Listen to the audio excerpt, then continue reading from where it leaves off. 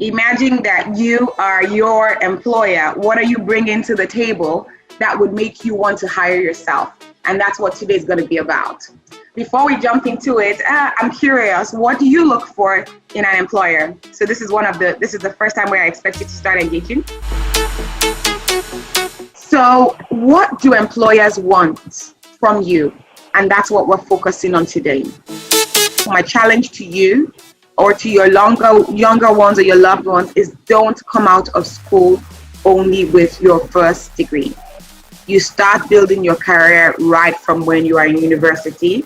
Some will even tell you it predates when you're in secondary school, but at the minimum, right from when you're in university. Yo! So a few key things about your CV. Your CV is your hype master. So the way Bibi was hyping me, of course, she gets snippets of that from my CV. Your CV is supposed to be your honest, your truthful, and relatively humble hype master, but nevertheless still a hype master. It's also your storyboard, whereby you tell your story about the journey you're on, but also the journey you're looking forward to having. In addition, it is your self-introduction as well as your forerunner. What do I mean by forerunner? Your CV goes before you. Your CV is what will speak for you when you are not there to speak for yourself. And so if from get-go, you have not put your CV in a way that represents you adequately, you are already shutting the door. So a few attributes about your CV. Probably one of the most important things is that your CV should be relevant. When you talk about, why should I hire you? Your CV already needs to give me an indication of why I should consider you. And while doing the relevance, as much as you can, still manage to keep it simple and concise. I'm always amused when I see the CV of a fresh graduate, 1 year or 2 years experience, and it's 4 pages or even 3 pages. I'm like, what? Already?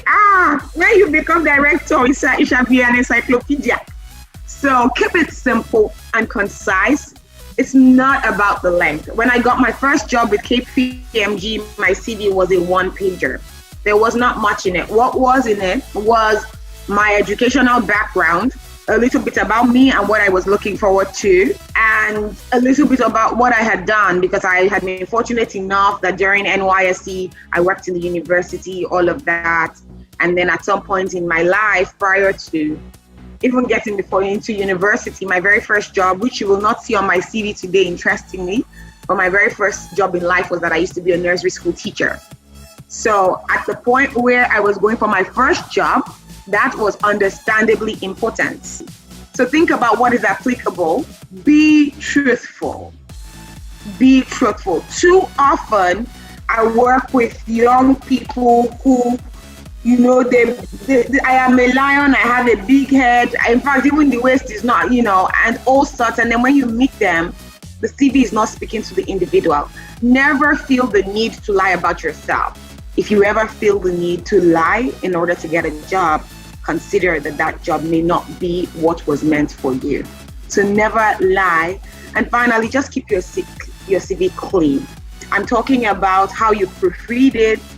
I'm talking about how you arrange it so that it has a logical flow. You say enough without saying too much. Typographical errors are just a no-no. Let me confess, when I see somebody with too many typographical errors in their CV, already I score them low on attention to detail.